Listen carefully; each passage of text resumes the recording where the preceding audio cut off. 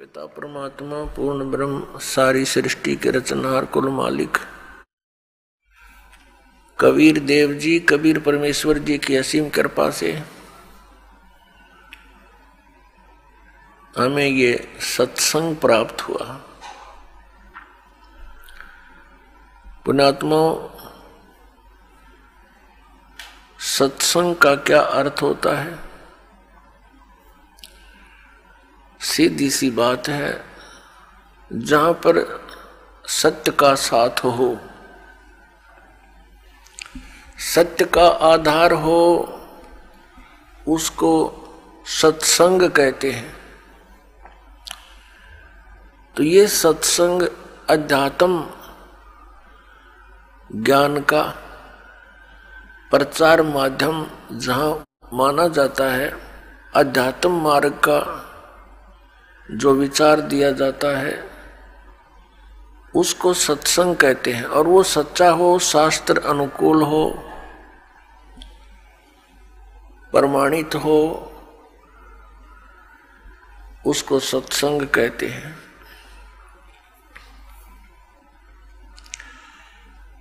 अभी तक जितना भी ज्ञान सुना था वो अज्ञान था, जब तक हमें वो तत्व ज्ञान प्राप्त नहीं हुआ। जैसे अन्य भी साथ संत, आचार्य, मंडलेश्वर, गुरुजन सत्संग करते हैं, श्रद्धालु वहां जाते हैं सत्संग सुनने के लिए, और वो उनके विचारों को सत्संग मानते हैं। लेकिन वो सत्संग नहीं है, क्योंकि उनको तत्व ज्ञान नहीं है। वो केवल दंत कथा, लोकवेद और शास्त्र विरुद्ध प्रचार करते हैं। वो सत्संग नहीं है। सत्संग केवल परमेश्वर ने आकर ही किया। कबीर परमेश्वर जी ने, असंग ब्रह्मांड के स्वामी ने, इस सत्संग की जानकारी स्वयं आकर के प्रदान की। इस तत्व ज्ञान को स्वयं ही हमारे सामने रखा। लेकिन उस समय हम अशिक्षित थे, और हमारे गुरुजन जितने थे पवित्र हिंदू धर्म के,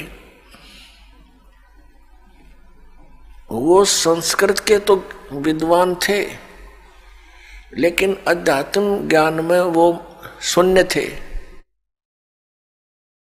0/0 थे। उस समय हम परमात्मा के उस तत्व ज्ञान को, उस सत्संग को समझ नहीं सके, और हम परमेश्वर को सिंपल एक गुरु, संत और कुछ एक व्यक्ति उनको केवल कवि तक ही सीमित किए हुए हैं। तो अब पता चला वो तो परमात्मा थे। तो उस समय परमेश्वर वही तत्व ज्ञान सुनाया करते थे जो आज दास आपको परमेश्वर का दिया हुआ वो ज्ञान सुनाता है। और परमेश्वर के दिए हुए उस ज्ञान को प्रमाणित करने के लिए कि ये सच्चा ज्ञान है, जो परमेश्वर कबीर देव जी ने, कबीर साहब ने 600 वर्ष पहले वर्णित किया था, अपने मुख कमल से उच्चारण करके वो सच्चिदानंद घन ब्रह्म की वाणी बोली थी, वो तत्व ज्ञान बोला था, वो सच्चा था और सच्चा है और सच्चा ही रहेगा। उसके समर्थन में अपने उन पवित्र सदग्रंथों को दास आपके रूबरू करता है, जिनमें वो ज्ञान आज विद्यमान है और उस दिन भी था। जिस दिन परमात्मा के ज्ञान को ये नकली गुरु, केवल संस्कृत के वक्ता, ये कह करके नकार दिया करते थे कि कबीर अशिक्षित है, ये एक छोटी जाति का धानक है और इसको संस्कृत आती नहीं है, क्योंकि संस्कृत केवल ब्राह्मण ही पढ़ सकते थे और सभी सदग्रंथ संस्कृत में ही विद्यमान थे। उनका ये दाव लगा रहा, और हमें भी ये असमंजस हो जाती थी कि सचमुच कबीर साहब संस्कृत नहीं पढ़े और इस कारण से ये सदग्रंथों को तो नहीं समझ सकते।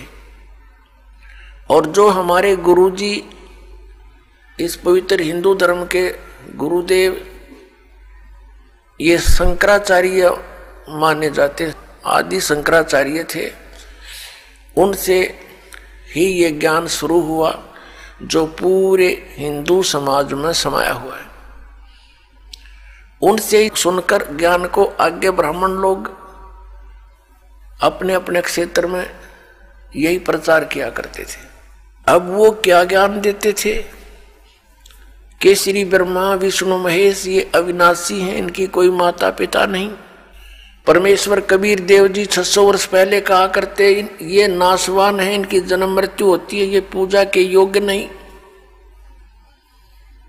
ये परमात्मा नहीं है। तो उस समय परमेश्वर का एक घोर विरोध करवा दिया इन नकली गुरुओं ने। परमात्मा सत्संग किया करते थे, सच्चा ज्ञान प्रदान करते थे, और ये नकली गुरु आचार्य ये शास्त्र विरुद्ध ज्ञान प्रदान किया करते थे। अभी तक इनका बोलबाला रहा क्योंकि हम सदग्रंथों से अपरिचित थे। आज दया करी उस परमपिता परमेश्वर ने इस दास के ऊपर एक मेहर की, आप पुण्यात्माओं के लिए इस दास को तैयार किया, उन पवित्र सदग्रंथों को समझूं और फिर आपके रूबरू करूं। और आज हम शिक्षित हैं, सदग्रंथ लगभग सभी अनुवादित हैं। अनुवाद करता भी ये स्वयं ही है जो ये कहा करते ब्रह्मा विष्णु महेश अविनाशी है। तो पुण्यात्माओं 21 ब्रह्मांड में सत्संग नहीं है इस दास के अतिरिक्त, इस बरवाला के अतिरिक्त। ये अभिमान ना समझना, ये सच्चाई समझना। अभिमान तो उस व्यक्ति को होता है जिसने अपनी कोई खोज की हो, अभिमान तो उसको भी नहीं चाहिए, लेकिन ये स्वभाव है, हो जाता है। लेकिन जो ज्ञान दास आपके समक्ष कर रहा है वो तो पहले परमात्मा ने हमें दे रखा था, बख्शीश कर रखा था। दास तो उसको समझा रहा है कि भगवान ने